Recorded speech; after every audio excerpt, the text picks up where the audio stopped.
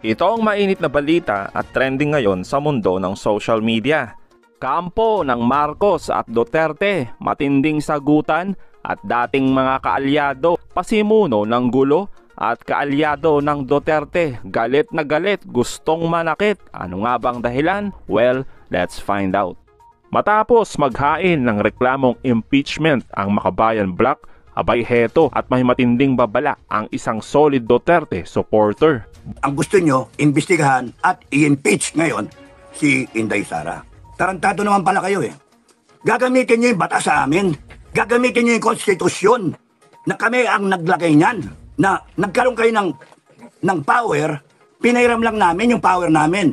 Pagka lumabas kami, ipapakita namin yung raw power ng taong bayan. Pinipilit nyo talaga na tanggalin si Inday Sara ba mag-January 20. Yun yung agenda ninyo. Pinipilit nyo pagtakpan. Kaya kayo, pagka hindi nyo nilubayan talaga itong ginagawa ninyo, magbubuklod-buklod ang taong bayan at makikita nyo ang puwersa ng taong bayan na hindi nyo mapipigil. Itigil ninyo yung mga paninira ninyo. Tinitesting nyo kami. Gusto nyo kami magalit talaga. Gusto nyo kami lumabas. Kasi paglabas namin, armado kami lahat. At lahat ng haharang sa amin na ititigil kami, kalaban namin. Gusto namin ang Pilipinas matino. Kaya nga gusto namin good governance. Gusto namin sagutin nyo yung tanong namin. Tayo political drug test ka na, bongbong.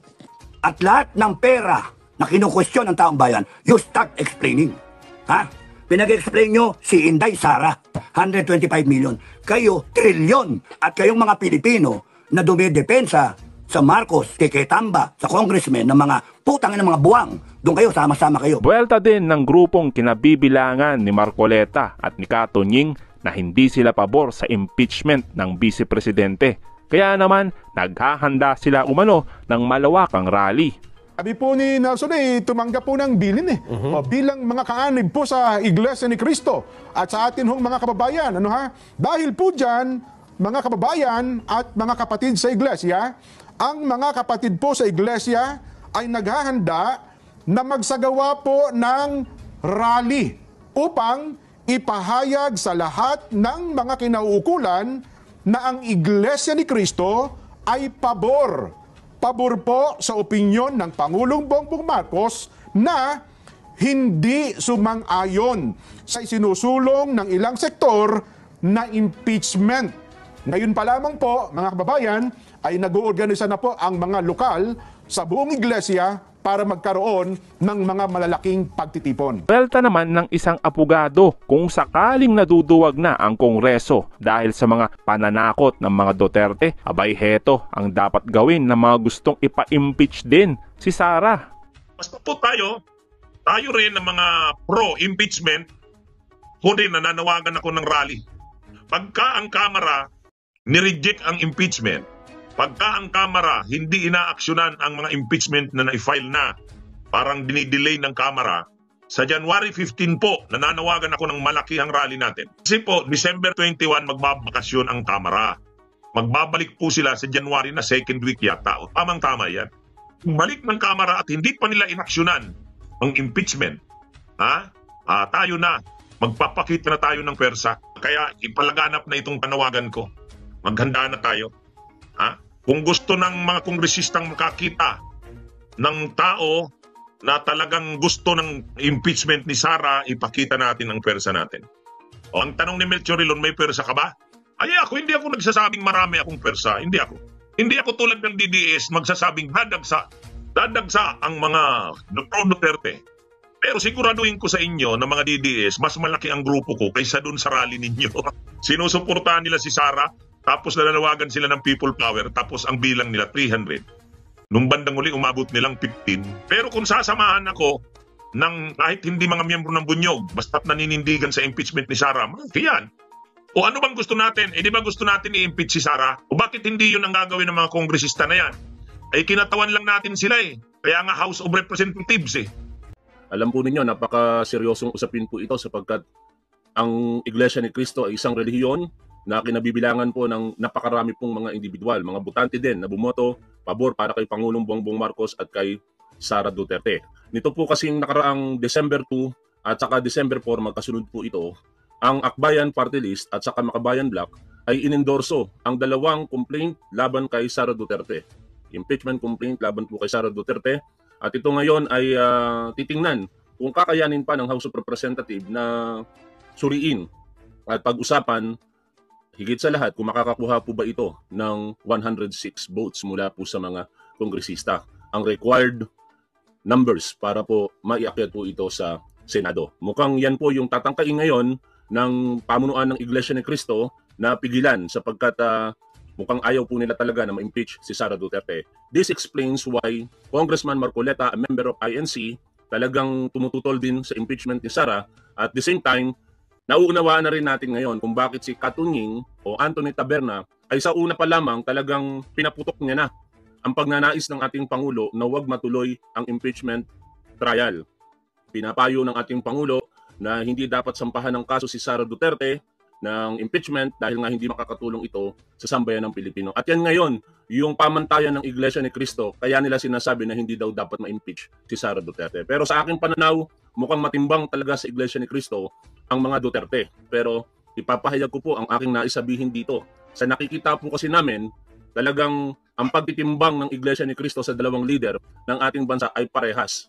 Pabor sila para kay Pangulong Bongbong Marcos, pabor din sila para kay Sara Duterte. But the problem now is that meron po tayong nakikita na pagkakamali na di umano'y ginagawa nitong si Sara Duterte.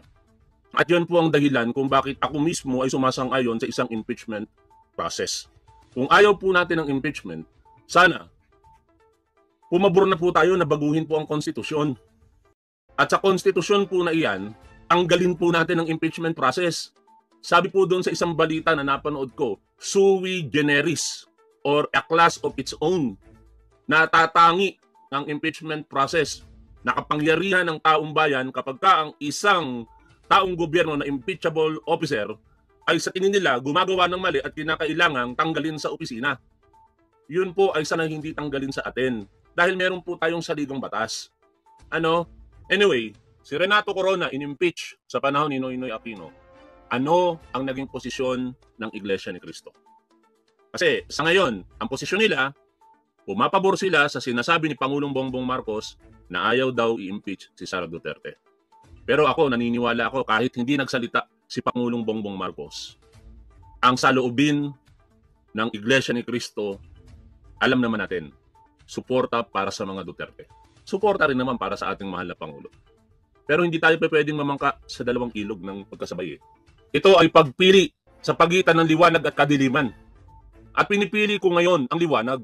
Ano yung liwanag? Ang mabigyan ng kaliwanagan kung meron bang ginawa na hindi tama itong si Sara Duterte sa isang political process na kaparaanan. Kaya kung ayaw na natin ng impeachment, tanggalin na lang natin yan. Magkakasundo siguro tayo lahat. Pero hanggat merong probisyon sa ating saligang batas na tinatawag na impeachment process, dapat bigyan po iyan ng pagkakataon. Hintayin natin kung ano ang magiging desisyon ng mga kongresista. At ako bilang isang botante, kapag ka ang kongresista ko bumoto hindi pabor sa pag-impeach kay Sara Duterte, hindi ko siya iboboto. Kapag ka nalaman ko na ang kongresista na aking iboboto ay hindi pala pabor sa impeachment kay Sara Duterte, hindi ko siya iboboto. Kasi naniniwala ako na maka-Duterte siya. At naghahanap tayo ng liwanag. Alam naman natin na kadiliman ng mga Duterte. Ngayon, pagdating sa dahilan ng ating mahal na Pangulo, ilib ko sa inyong desisyon dyan. Kasi maliwanag naman ang sinasabi ni Pangulong Bongbong Marcos. Walang kwenta, hindi importante si Sara Duterte. Mas mahalaga ang mga kababayan nating Pilipino. Kaya nasa sa inyo kung ano ang inyong masasabi tungkol doon. Ngayon, may kaguluhan sa isipan ng ating mga manonood. Kasi may mga kamag-anak, kaibigan. Ako, may mga kamag-anak ako na Iglesia ni Cristo. May mga kaibigan ako. Pero sa punto na ito, nagugulo sila. Kasi bakit? Ang sinasabi ng ilang mga miyembro ng Iglesia ni Cristo na ating mga kakilala, wala naman daw pong kautusan mula po sa kanilang pamunuan na magsuportahan o suportahan. Ibig sabihin, hindi nila pinag-uusapan ang impeachment. Ang problema lang kasi mga tol, kahit sabihin nila yan, ang liwanag po ng balitang pinanood po natin . Pero ang impeachment po ay hindi panggulo.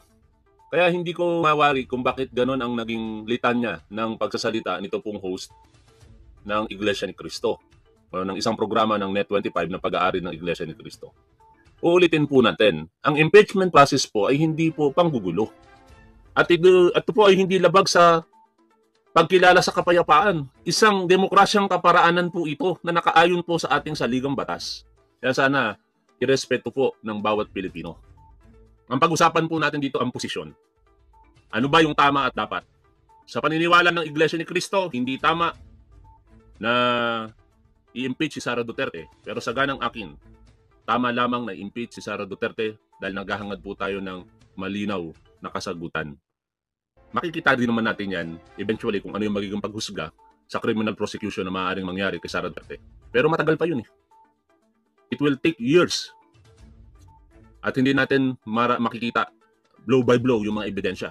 Unlike sa isang impeachment proceedings na kapag sinabi na ganito ginasta ang confidential funds na ipinakatiwala natin sa Office of the Vice President at sa Department of Education ang siya'y namumuno pa rito.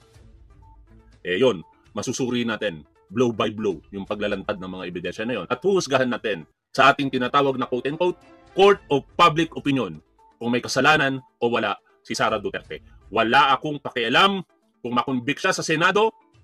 Alam ko naman kung ano na ang mangyayari dyan. Ang pakialam ko, madinig kung ano yung mga ebidensya. Makita kung ano ang itsura, ano ang nilalaman ng mga ito. Ito ang magiging batayan ko sa darating na halalan. Kasi marami pa dyan sa mga senador, mga miyembro ng Kongreso, ang naninimbang. Ganyan naman ang politika eh. Papakiramdaman lang nila kung ano yung malakas. Kapag sa tingin nila, ito pa rin yung mas malakas, kakampi sila doon. Kapag kumampi sila, katulad ng sinabi ko kanina, yung kongresista ang aking iboboto, pag nalaman ko na hindi boboto ito, pabor para sa impeachment, hindi ko na siya iboboto.